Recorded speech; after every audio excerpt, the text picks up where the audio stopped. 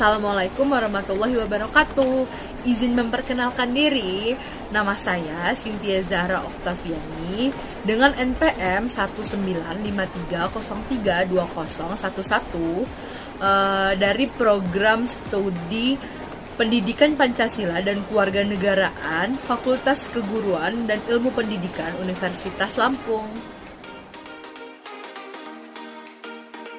Jadi di sini saya akan menjelaskan tentang 3 pasal yang berkaitan dengan implementasi prinsip checks and balance.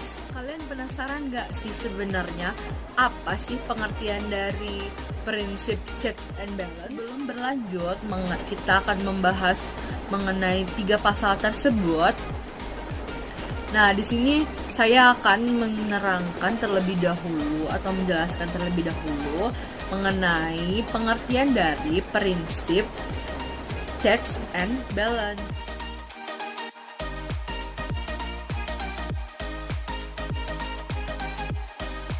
Lanjut ya. Jadi sistem checks and balance mulai diterapkan pasca amandemen keempat Undang-Undang 1945, di mana dalam setiap cabang kekuasaan saling mengawasi dan mengimbangi pemerintahan lainnya. Jadi prinsip pengawasan dan perimbangan ini dirancang agar tiap cabang pemerintah dapat membatasi kekuasaan pemerintahan lainnya. Kenapa sih sangat-sangat diperlukan dan diwajarkan? Nah, tadi udah dibahas sebelumnya bahwa untuk menanggulangi atau mencegah terjadinya penyalahgunaan kekuasaan oleh seseorang ataupun instansi.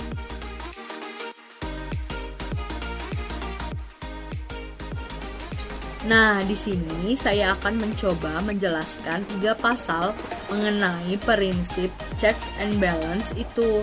Yang pertama adalah pasal 3 Undang-Undang Dasar 1945 pasca amandemen, yaitu dengan berubahnya kelembagaan dan kewenangan MPR, di mana sebelumnya MPR merupakan lembaga tertinggi dengan kekuasaan tak terbatas. Namun, pasca amandemen Undang-Undang Dasar 1945, kelembagaan dan kewenangan MPR berubah. Nah, dalam pasal 3 amandemen tersebut, banyak ketentuan-ketentuan baru yang ada di dalamnya.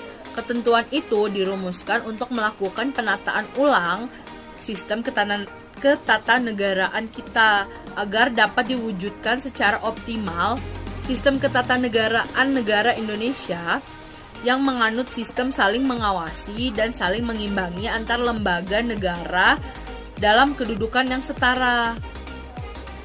Nah, dalam hal ini, antara MPR dan lembaga negara lainnya seperti Presiden dan DPR, dengan ketentuan baru tersebut, terjadi perubahan fundamental dalam sistem ketatanegaraan kita, yaitu sistem yang vertikal hierarkis dan prinsip supremasi MPR menjadi horizontal fungsional dengan prinsip saling mengimbangi dan saling mengawasi antar lembaga negara atau yang sering disebut dengan checks and balance.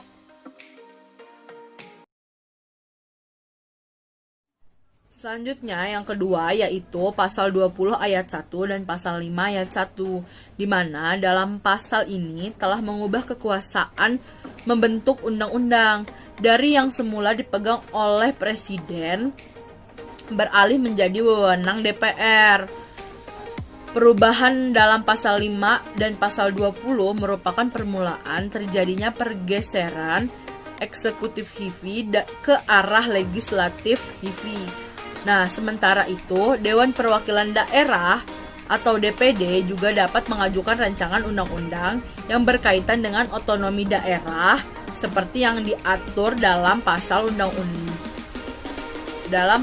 22D Undang-Undang Dasar 1945. Pengaturan mengenai kekuasaan dalam membentuk undang-undang dalam Undang-Undang Dasar 1945 menunjukkan adanya keterlibatan 3 lembaga negara, yaitu DPR, Presiden, dan juga DPD. Dengan demikian akan terwujud checks and balance dalam pembentukan undang-undang. Walaupun kekuasaan pembentuk undang-undang ada pada DPR, tetapi Presiden dan DPD dapat berperan dalam mengawasi dan mengimbangi dalam pembentukan sebuah undang-undang. Dengan pergeseran kewenangan membentuk undang-undang ini, maka sesungguhnya ditinggalkan pula teori pembagian kekuasaan atau disebut distribution of power. Dengan prinsip supremasi MPR menjadi pemisahan kekuasaan atau separation of power dengan prinsip checks and balance.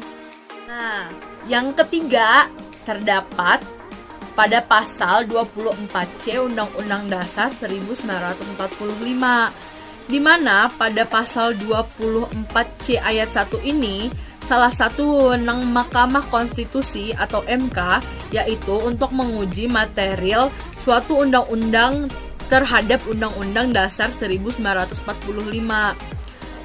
Kewenangan MK ini merupakan wujud dari penerapan prinsip checks and balance dalam kaitan pembentukan undang-undang.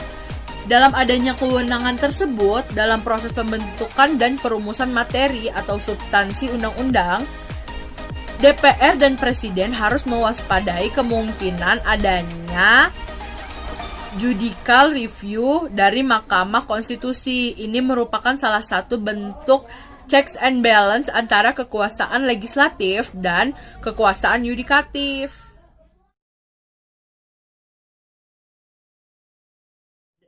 Pada pasal 24C ayat 2, di mana pada pasal tersebut dijelaskan bahwa memutus pendapat Dewan Perwakilan Rakyat atas dugaan pelanggaran hukum yang telah dilakukan oleh Presiden dan atau Wakil Presiden merupakan kewajiban dari Mahkamah Konstitusi.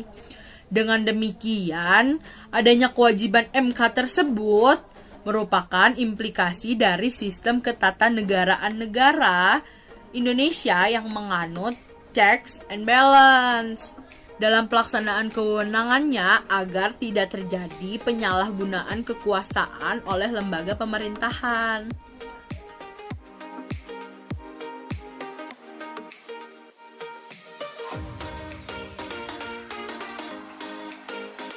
Jadi sekian yang dapat saya sampaikan.